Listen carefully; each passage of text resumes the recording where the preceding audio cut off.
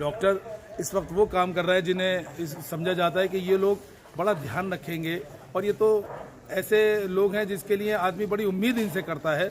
लेकिन इस वक्त डॉक्टर्स जो मरीजों के साथ भेदभाव कर रहा है, जिस तरह की दूरी बनाए रखे हुए हैं, वो बहुत मतलब ऐसा लग रहा है कि अफसोसनाक है कि कल डॉक्टर के साथ कुछ होता है तो सारा देश, हमारे पूरा मुल्क, पूरा शहर उसके अंदर शोक मनाता है। लेकिन डॉक्टर किसी के साथ क्या कर रहे हैं ये किसको बताया जाए। डॉक्टर्स या वहाँ के लोग हैं, उनको ऐसा भेदभाव नहीं करना चाहिए मरीजों के साथ जिस तरह से उन्होंने रवैया रखा हुआ है। अरे भाई, आप डॉक्टर हो, आपका काम है, या पूरी किट के साथ आप उनसे बात कीजिए, दवाइयाँ दीजिए, उनके साथ हंसो, ऐसे बात कीजिए जिससे कि उनको अच्छा लगे।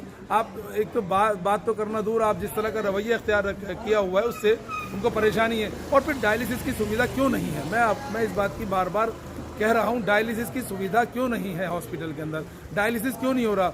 जो भी पेशेंट डायलिसिस का है या हार्ट का है, आप उसको कोरोना डाउट लिखते हो। कोरोना डाउट क्यों लिखते हो आप? जब डायलिसिस है तो वो भी लिखना चाहिए आपको कि डायलिसिस की वजह से इसकी मरा है, मौत हुई है। और आप उसके साथ जब अच्छा व्यवहार नहीं रखोगे तो आधा मरीज तो वैसे ही कमजोर हो जाएगा, वैसे ही खत्म हो जाएगा। तो कोविड-19 के पेशेंट्स को जब डेजिग्नेटेड हॉस्पिटल से निकाल करके क्वारंटाइन सेंटर्स रखा जा रहा है, तो वहाँ की जिस तरह की हालत आपने देखी और जिस तरीके से परेशान लोग हो रहे हैं, तरह तरह की दिक्कतों का उन्हें सामना करना पड़ रहा है। ऐसे में सबसे बड़ा सवाल यह है कि जब उनको 14 दिन या 18 दिन गुजर जाने के बाद भी घर नहीं भेजा जा रहा, उनकी जिम्मेदारी फिर कौन लेगा?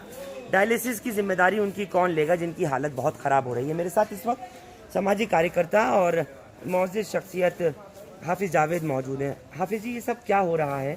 जिस तरीके से नज़र आ रहा है, तस्वीरें दिख रही हैं, किस तरह चलेगा ऐसे? लोगों को क्यों नहीं भेज रहे? देखिए, ऐसा है, जब आप पिछली बार आपसे मेरी बात हुई थी तो मैंने जब भी आपसे कहा था कि डायलिसिस के पेशेंट इस एरिया में सबसे ज़्यादा अगर लोगों की परेशानी है तो वो डायलिसिस की वजह से, और डायलिसिस का इलाज नहीं हो पा रहा है कहीं पर भी। प्राइवेट हॉस्पिटल बड़े जो खुले हुए हैं वो लोग अफोर्ड्स नहीं कर सकते, उनकी बहुत ज़्यादा वहाँ पर बिल होता है उनका। लेकिन सरकारी अस्पताल के अंदर भी डायलिसिस नहीं हो पा रही है, जिसकी वजह से कई लोगों की मौत भी हो चुकी है। अभी जब परेशानी ऐसे वक्त में है, आप ध्यान नहीं रख पा रहे हैं। जैसे रात को भी हमारे पास ये मैसेज आया कुछ लोगों का कि रोज़ा रखना चाहते थे लोग, रोज़ा नहीं रख पाए। आप लगातार वीडियो देख रहे होंगे हाफिज़ जावेद, जिसमें एक महिला है, वो कहती हैं कि उनको एडमिट किया हुआ है LNJP अस्पताल में, उनके साथ बुरा हाल हो रहा है, उनकी डायलिसिस नहीं हो रही है, डायलिसिस सेंटर्स बंद कर दिए गए हैं। ऐसे में मरीज तो वैसे ही मरता रहेगा। फिर दिल्ली सरकार की कहाँ ऐसी बात है कि जो उसको कहा जाए कि वो मदद कर रही है लोगों की कोरोना के नाम पर? ये एक महिला का तो दिख रहा है, लेकिन सच्चाई ये है कि मेरे सामने गालिबन 11 से 15 लोग इस तरह आ चुके हैं जिन लोगों को डायलिसिस है और डायलिसिस की ज़रूरत है और वो नहीं हो पा रही है। अब इसका हल तो दिल्ली सरकार ही निकालेगी। दिल्ली सरकार को भी हम बार बार इसका मैसेज कर रहे हैं, कहलवा रहे हैं कि इसका कोई हल निकालिए, लेकिन रिजल्ट अभी तक कुछ नहीं निकला है।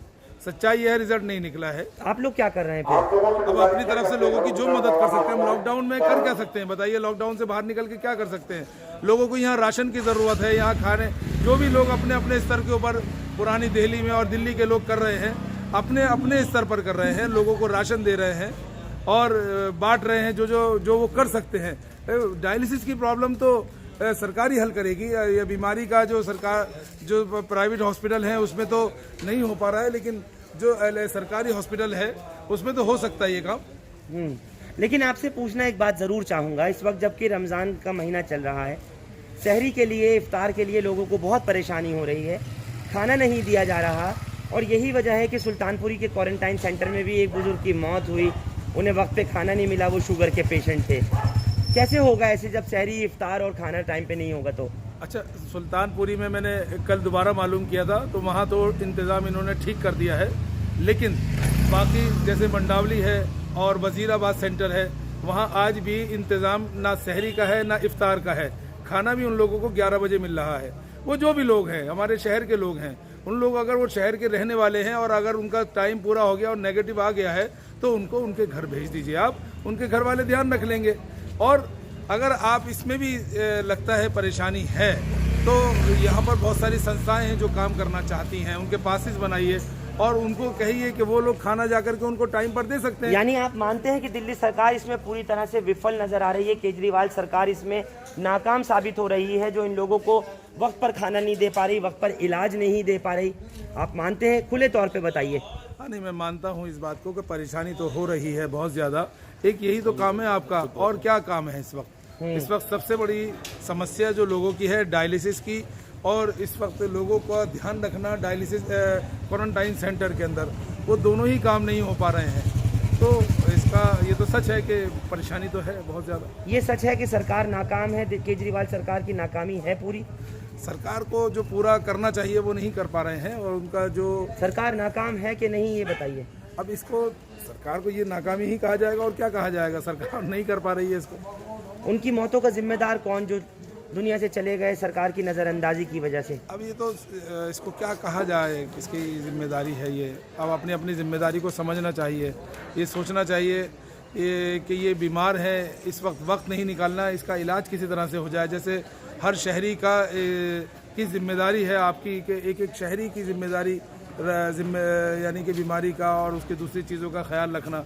जब लॉकडाउन है और लॉकडाउन में दूसरे प्राइवेट हॉस्पिटल या क्लिनिक जब कुछ नहीं कर पा रहे हैं, बड़े हॉस्पिटल हैं तो बड़े हॉस्पिटल, एक हमारे यहाँ LNJP हॉस्पिटल है, उसके अंदर पूरी तरह से जितने लोगों को ऐसा लग रहा है कि जितने भी लोगों से बात होती है वो लोग परेशान हैं। वहाँ पर कोई उनको दूर से कोई दवाई रख के चला जाता है, दूर से खाना डाल के चला जाता है। भेदभाव पूरी तरह हो रहा है। हाँ, भेदभाव मरीजों के साथ, प्रेग्नेंट लेडीज के साथ में डॉक्टर देखते नहीं है कि शायद तुम्हारे लोग जो हैं वो भी डर रहे हैं। अरे भाई आप डॉक्टर हो, आप नहीं, वो कहते हैं मरकज में जाते हैं, तुम लोग तो मरकज जाते हो तो इलाज नहीं है। मैं सिर्फ मैं एक ही बात कहूंगा कि मैं सिर्फ मरकज की, मुस्लिम्स की बात नहीं कर रहा हूँ, मैं दिल्ली के हर उस इंसान की बात कर रहा हूँ जो दिल्ली के अंदर रहता है, और उन सबके साथ ऐसा हो रहा है। हमें ये उनके साथ, अरे भाई जब आप हॉस्पिटल में एडमिट है तो वो परेशान है। वाले का जो सिपाही था उसका बयान आया है और उसने कहा इस बात को कि किस तरह से यहाँ पर दूर दूर से चीज़ें रख करके, और वो भी रखी नहीं। देखिए ये तो इसको तो जिम्मेदार वो डॉक्टर हैं जो वहाँ पर इलाज कर रहे हैं। मैं किसी को ये क्या कह दूँ कि कौन इसका जिम्मेदार है। हाँ, ये बात है कि कमी तो हमारी दिल्ली सरकार की ही है, उनको जो करना चाहिए पूरा काम वो नहीं कर पा रहे। कई जगह से शिकायतें ये आ रही हैं कि टाइम के ऊपर उनको, टाइम पर क्या, कई जगह तो ऐसा भी हुआ खाना पहुंचा ही नहीं है, जैसे आज भी, और खाने में भी ऐसी चीज़ें दी जा रही हैं जिससे कि रोज़ा नहीं रखा जा सकता। बिल्कुल इस बात का ध्यान रखना चाहिए कि खाना टाइम पर मिलना चाहिए और सहरी भी टाइम पर मिलनी चाहिए, जो आप नहीं दे पा रहे हैं। और रोज़ा कैसे रखेंगे आप? बार बार लोग परेशान हो रहे हैं। वजीराबाद सेंटर, मंडावली सेंटर, आज भी आप जाके मालूम कर लीजिए, उनको थोड़े से कुछ खाने के अंदर दे दिया, क्या इससे रोज़ा सहरी रखा जा सकता है? क्या इससे एक फ्रूटी, आपको रोक के कह रहा हूँ, एक फ्रूटी, 2 बिस्किट्स और 3 ब्रेड, एक पानी की बोतल, ये सहरी का खाना है। ये अब दे रहे थे, ये भी इसके, ये बताइए इससे कोई रोज़ा रख सकता है? नहीं रख सकता। तो लोगों, मेरी अपील है, इंसान को इंसान समझिए, जानवर मत समझिए, ऐसा मत समझिए कि ये बोझ है।